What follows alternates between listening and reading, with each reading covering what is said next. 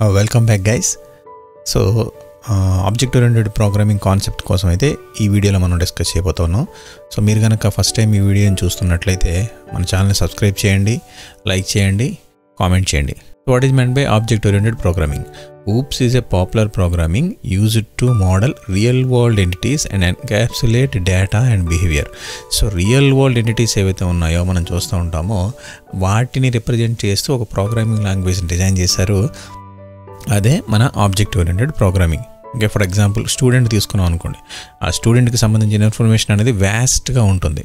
Like student name, okay, స్టూడెంట్కి సంబంధించిన address, okay, phone number, next స్టూడెంట్కి సంబంధించిన మార్క్స్, ఇట్లాంటి మల్టిపుల్ వాల్యూస్ని మనం ఒక సింగిల్ ఆబ్జెక్ట్ మీద అయితే మనం రిప్రజెంట్ చేస్తున్నాం. సో రియల్ వరల్డ్ ఎంటిటీస్ని మనం రిప్రజెంట్ చేసేటప్పుడు నార్మల్ ట్రెడిషనల్ ప్రోగ్రామింగ్ లాంగ్వేజెస్ అయితే సపోర్ట్ చేయలేకపోయాయి. కాబట్టి ఈ ఆబ్జెక్ట్ ఓరియంటెడ్ ప్రోగ్రామింగ్ లాంగ్వేజ్ అన్నది డిస్కవర్ చేయడం జరిగింది. Okay, so object oriented programming language అన్నా అంటే దీనిలో మెయిన్గా 4 ఫీచర్స్ని మనం కన్సిడర్ చేయొచ్చు. దీంతోపాటు ఎక్స్ట్రాగా కూడా కొన్ని ఫీచర్స్ ఉన్నాయి.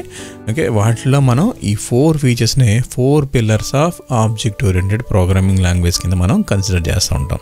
ఓకే, సో అందులో ఫస్ట్ వచ్చేసరికి data encapsulation and data abstraction, polymorphism, inheritance. ఈ 4 ఫీచర్స్ని మనం 4 pillars of object oriented programming language అని చెప్తూ ఉంటాం. ఓకే, సో వీటితో పాటు క్లాసెస్ అండ్ ఆబ్జెక్ట్స్ అంటే ఏంటో కూడాను మనం ఇప్పుడు తెలుసుకోవాలి. ఓకే, సో ఈ క్లాసెస్, ఆబ్జెక్ట్స్, వాటితో పాటు ఈ 4 ఫీచర్స్ని కూడా మనం ఇప్పుడు డిస్కస్ చేయబోతూ ఉన్నాం. Okay, so first of all coming to classes and objects.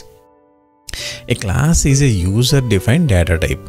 Okay, జనరల్గా మనకి తెలిసిన ప్రైమరీ డేటా టైప్స్ ఉన్నాయి, ఇంట్, ఫ్లోట్, క్యారెక్టర్, ఇట్లాంటి. ఇలా కాకుండా ఇవేంటంటే అట్ ఎ టైం సింగిల్ వాల్యూస్ని మాత్రమే మనకు స్టోర్ చేస్తూ ఉంటాయి. ఓకే, అలా కాకుండా యూజర్నే ఒక కొత్త డేటా టైప్ డిఫైన్ చేస్తే దాన్ని మనం ఒక క్లాస్ కింద కన్సిడర్ చేయొచ్చు. Okay, so it consist of data members and member functions. So ప్రతి క్లాస్లో కూడాను కొంత డేటా ఉంటుంది, దాంతోపాటు కొన్ని ఫంక్షన్స్ ఉంటాయి. వాటిని ఏమంటారు? క్లాస్ మెంబర్ ఫంక్షన్స్ అంటారు, లేదా మెథడ్స్ అంటారు. ఓకే, ఈ డేటాని ప్లస్ ఫంక్షన్స్ని ఎవరైతే యూజ్ చేసుకుంటూ ఉంటారో దానిని మనం ఆబ్జెక్ట్స్ కింద కన్సిడర్ చేస్తాం. Okay, so which can be accessed and used by creating instance of that class. So instance of that class is nothing but an object.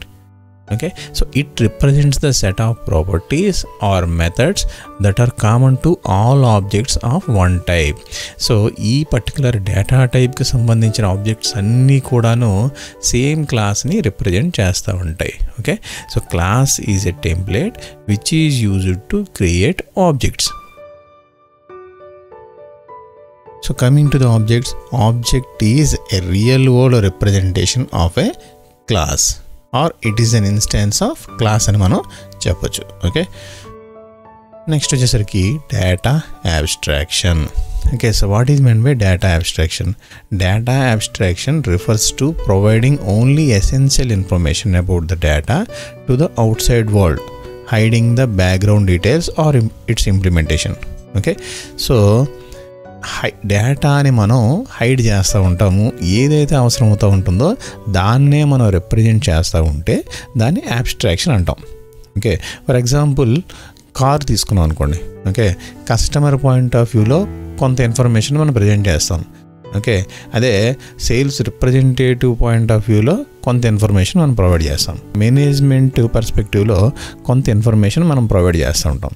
Okay, అదే టెక్నికల్ టీం తీసుకున్నారనుకోండి, వాళ్ళకి సంబంధించిన ఇన్ఫర్మేషన్ అయితే వాళ్ళకి ప్రొవైడ్ చేయడం జరుగుతూ ఉంటుంది. Okay, entire information every time మనం provide చేయాల్సిన అవసరం లేదు. ఇట్టా మనం డేటాని హైడ్ చేస్తూ ఉంటే దాన్ని మనం డేటా అబ్స్ట్రాక్షన్ అంటూ ఉంటాం. ఈ ఎగ్జాంపుల్ కూడా మీరు ఎగ్జామ్లో రాయండి. Coming to data encapsulation, it is defined as the wrapping of data under a single unit. Okay, it is the mechanism that binds together code and the data it manipulates. In encapsulation, variables or data of a class are hidden from any other class and can be accessed only through any member function of their classes in which they are declared. అంత పక్కన పెట్టండి. Encapsulation అంటే ఏంటి? For example ఒక ఆబ్జెక్ట్ని మనం consider చేస్తే దానికి ఏదైతే డేటా నెక్స్ట్ మెథడ్స్ ఉన్నాయో ఆ ఆబ్జెక్ట్కి మాత్రమే అవి బైండ్ అయి ఉంటాయి. ఓకే, సో దీన్నే మనం డేటా బైండింగ్ అని కూడా చెప్తూ ఉంటాం. Okay, so for example student roll number 1 ఉన్నాడు అనుకోండి. ఆ రోల్ నెంబర్ 1కి సంబంధించిన ఇన్ఫర్మేషన్ ఆ 1తోనే బైండ్ అయి ఉంటుంది. Like is roll number, is phone number, is address, okay, is entire details ఇవన్నీ కూడా మనం ఆ పర్టికులర్ స్టూడెంట్కే బైండ్ చేస్తూ ఉంటాం. ఓకే, రోల్ నెంబర్ 1 కనుక క్లాస్ టాపర్ అయ్యాడు అనుకోండి, దానివల్ల రోల్ నెంబర్ 2 టాపర్ అవ్వాల్సిన అవసరం లేదు. సో ఈ ప్రతి ఆబ్జెక్ట్స్ కూడాను ఇండివిజువల్ ఎంటిటీస్ కింద వర్క్ అవుతూ ఉంటాయి, కానీ కామన్గా కొన్ని ఫీచర్స్ని అయితే షేర్ చేసుకుంటూ ఉంటాయి. ఓకే, సో ఎన్క్యాప్సులేషన్ అంటే ఏంటి? Wrapping up of the data under a single unit. Okay, so ఈ single unit is nothing but your object. Okay, next coming to the inheritance. Okay, so జావాలో ఇన్హెరిటెన్స్ అనేది చాలా important feature. Okay, already ఒక క్లాస్లో కనుక కొంత data కొన్ని methods ఉన్నాయనుకోండి, దాన్ని మనం అగైన్ ఇంకా రీక్రియేట్ చేయకుండా సేమ్ డేటాని మెథడ్స్ని మనం రీయూజ్ చేసుకుంటే దాన్నే మనం ఇన్హెరిటెన్స్ అంటాం.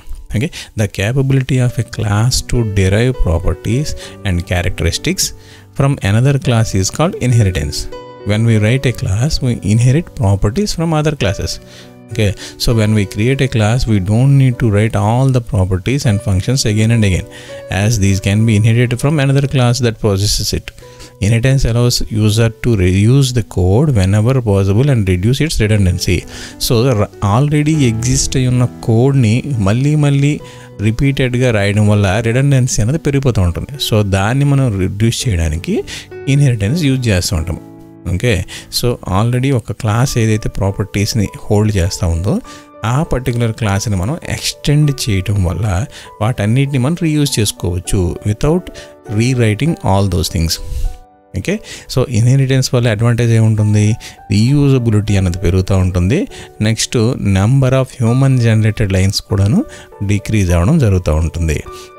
సో ఏ క్లాస్ అయితే ప్రాపర్టీస్ని షేర్ చేస్తూ ఉంటుందో దాన్ని పేరెంట్ క్లాస్ అంటాం. ఏదైతే అక్వైర్ చేస్తూ ఉంటుందో దాన్ని మనం చైల్డ్ క్లాస్ అంటాం.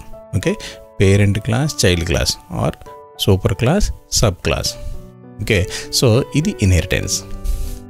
Coming to the polymorphism. So polymorphism అంటే ఈ వర్డ్లోనే ఉంది. ఏంటది? Having many forms. Okay, so the word polymorphism means having many forms.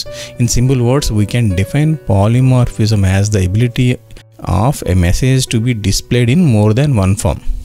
Okay, for example, ఒక పర్సన్ తీసుకున్నాం అనుకోండి. ఓకే, ఒక సిచ్యువేషన్లో ఆడ ఫ్రెండ్గా ఉండొచ్చు, ఇంకొక సిచ్యువేషన్లో హస్బెండ్గా ఉంటాడు, ఇంకొక సిచ్యువేషన్లో ఫాదర్గా ఉంటాడు, ఓకే, ఇంకొక సిచ్యువేషన్లో సన్గా ఉంటాడు. ఓకే, ఇట్లా సేమ్ పర్సన్ అన్నది సిచ్యువేషన్స్ని బట్టి డిఫరెంట్గా వర్క్ అవుతూ ఉంటే దాన్ని మనం పాలిమార్ఫిజం అంటాం. సో జావాలో పాలిమార్ఫిజం అన్నది with the help of method overloading and ఓవర్ రైడింగ్తో అచీవ్ చేస్తూ ఉంటాము. సో ఈ ఓవర్లోడింగ్ ఓవర్ రైడింగ్ అంటే ఏంటో తెలుసుకోవాలంటే నెక్స్ట్ వీడియోలో మీరు చెక్ చేయండి. ఓకే, సో ఈ 4 ఫీచర్స్ అన్నవి జావాలో main concepts of object oriented programming కింద మనం చెప్పొచ్చు. Okay, I hope it is clear. మీకు కనుక ఈ వీడియో నచ్చినట్లయితే మన ఛానల్ని సబ్స్క్రైబ్ చేయండి. Thanks for watching. Thank you.